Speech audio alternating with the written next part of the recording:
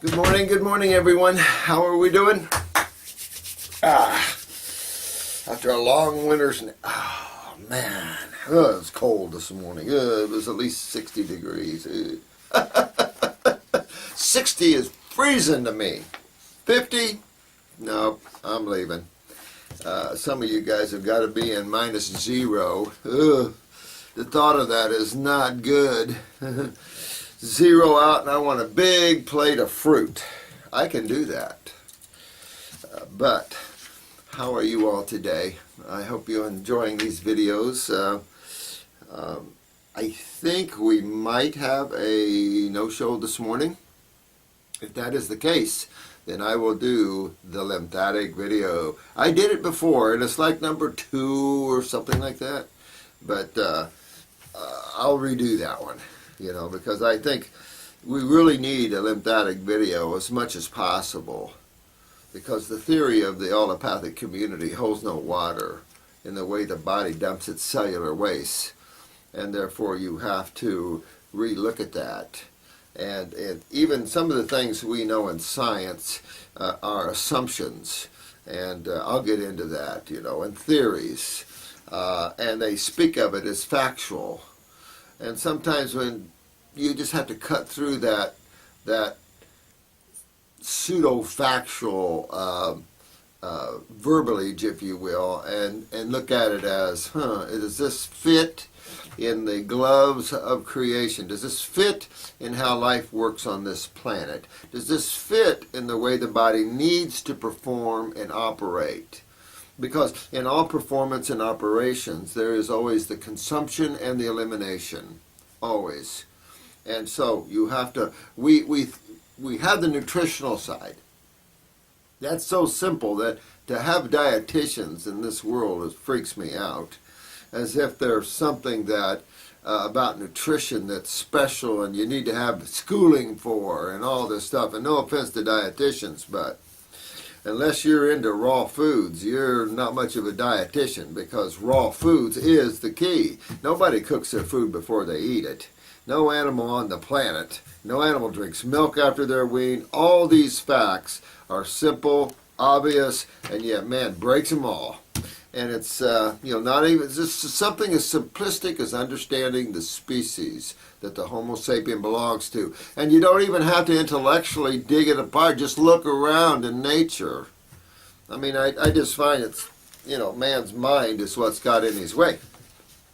But I want to thank you all again for your lovely comments. It really keeps us pumped here. It keeps us moving, and I love you all too. Let me tell you, if I don't mention your name or get to you, I'm still thinking about you. I love you.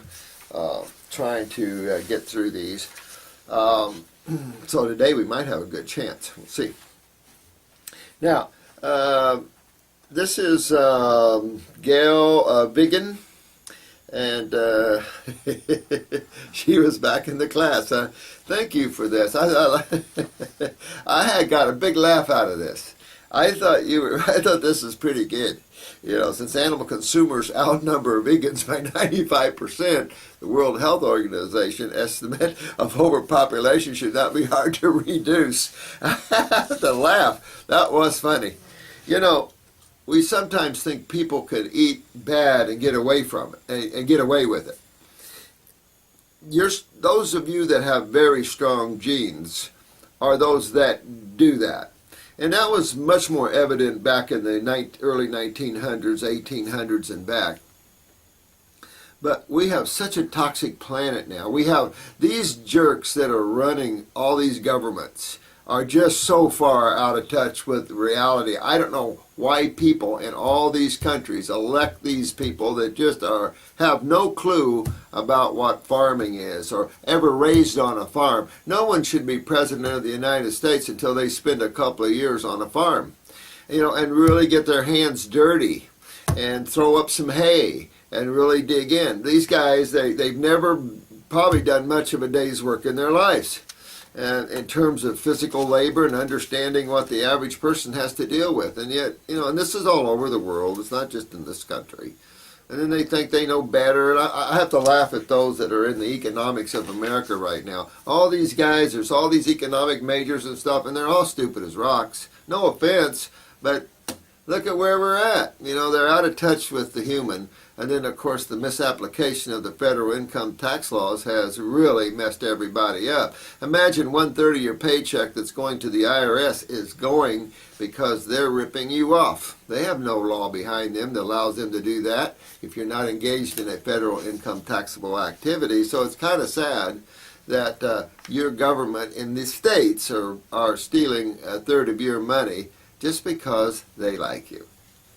Oh well, okay. Now let me see here. This was an interesting one here. This is Lucy in Israel, and I love you guys. Thank you so much, guys. Keep it up over there. You guys are kicking butt. Real proud of all you guys in Israel. I'm real proud of all you guys everywhere. I was reading the one about Lithuania and the neurologist in Lithuania. You know, these people are the same kind of people as the politicians. I mean, when someone's getting curative value in especially your neurological cases, which is the most difficult, even if you're a medical doctor, you should, and particularly out of the States. I remember I was doing orientation at a hospital once, and there was a medical doctor from, I think, Lebanon or somewhere. And me and him were talking, and he said, yeah, you medical doctor. I said, well, I'm not a medical doctor. I'm a naturopath. Even though I'm in the hospital here, I'm still a naturopath. He said, well, the medical doctors in America, they're capitalists.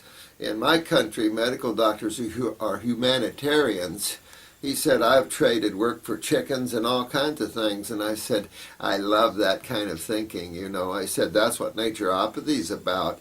We give and we help and we do everything we can. We like to think ourselves as humanitarians, not capitalists. So it was kind of funny, you know. He was from Beirut or I just can't remember what country, but somewhere in the Middle East there. And I thought, how interesting a perspective, my friend. And he hadn't been in the States long, so it's like, didn't take long to get there. This question from Lucy is about my 2-year-old diet. She has a 2-year-old, and since I decided to cut out almost all her cheese and chicken, no kidding, Lucy, dump that crap. This is a little 2-year-old, Homo sapien. First of all, a little 2-year-old shouldn't be doing any dead animal tissue, and cheese is going to just clog up his poor little lip system. So yeah, you wanna ditch those real quick if it's available. Get your fruits. So this is the time that brain and nerve growth is vital. And you've seen cases that we've shown you on this, that fruits, and those that are working as healers and practitioners, you'll see that only the fruit level has the power to regenerate the human brain and nervous system. And it's amazing to see that. I've done this 40 years, so I'm very aware of neurological issues. That's why we threw this chiropractor's wife up there, and just to show you the power that can happen. And we've seen neat stuff all the way down. These poor people that are in wheelchairs or frozen, stiff, and this, that you can undo these. You can undo a frozen body. How about that? That's pretty cool. I just tons of cases. Some we have videotaped. This one Lou Gehrig's case I was telling you about was this not frozen stiff, and you could see her unfold like a flower as the days went on. It was beautiful. Filmed that, so someday maybe we'll get a hold of that film and put it on the site to show you. She's the one I was telling you about, that the medical doctor ordered like 500 cc's of water every hour or so, and basically killed her, drowned her. And by the time they called me, she was gurgling already, and it was like, what in the world? So I figured that's how he felt he could eliminate somebody's suffering that he decided, and but it was going to be a great case. This case would have made a lot of interesting viewing, considering where she was, and the court just dumped her in this halfway house. It's been really hard to figure out what to give her. Don't let it be hard. Fruit, fruit, fruit, fruit, fruit, fruit, fruit, applesauce. fruit juices, fresh. This is a growing little 2-year-old. You want brain, you want nerve, you want comprehension, you want strength neurologically, strong emotions, build muscle. So you could use some greens if you wanted to, green drink or something like that. Wouldn't do too much in the vegetables because she's only 2 years old, and vegetable matter to me isn't of value to small children as much as the fruits and berries. The fruits and berries, fresh, ripe, most powerful nutrition on the planet. So really, that's the perfect diet for this little. Get her used to loving the fruits right now, and you'll have a very smart and a very. But remember, though, there's going to be detoxification even in 2-year-olds, and the small children love 104 and 105 fevers. And you just have to, I like to cool them down to 103, but I don't like to break them. The idea of breaking a fever, for what reason? Why does the body have a fever in the first place? And so this is important to understand, that your skin is your largest kidney. That's your largest eliminative organ you've got, to cellular waste, / parasitic, of course. This month she has been living on apples, pears, strawberries, cucumbers, avocados, raisins, rice cake, maybe one whole spelt pita a day. Boy, this little girl is shooking. For her preschool lunch, olives, a bit of rice, some fresh pecans from our tree, ooh, water. Well, that's pretty good. That's a lot of food.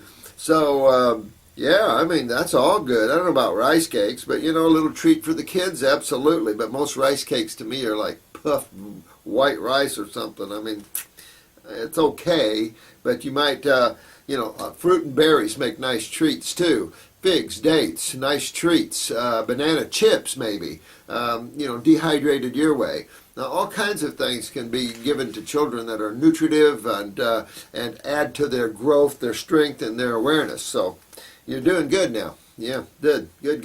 Keep going, All the children need to go back to the raw, and then we'll get these genetic weaknesses out in a few generations, and everything's good.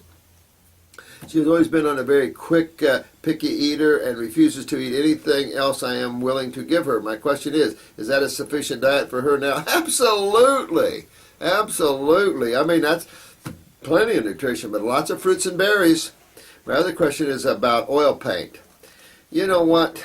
You asked me about oil paint. She's asking me about the lead, probably, and the toxicity of oil painting. She's an artist. You know what? If you're involved in a toxic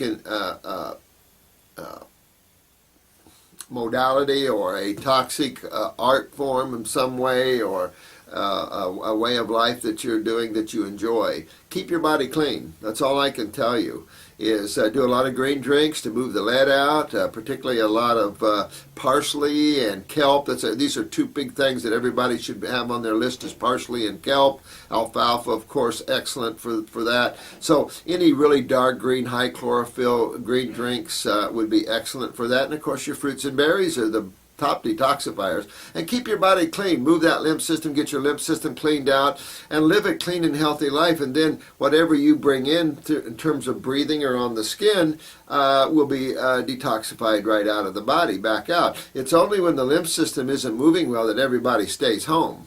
That's the problem. All these toxic compounds that we're consuming, oil elements, they can be detoxed out of the body, but the problem is most people's lymph system isn't going anywhere fast. Kidneys aren't filtering. So whether blood, and a blood dump's going to dump itself into the lymph anyway, just to clean itself. So it's the lymph system that bears the brunt. This is why I like hair analysis over blood or urine, because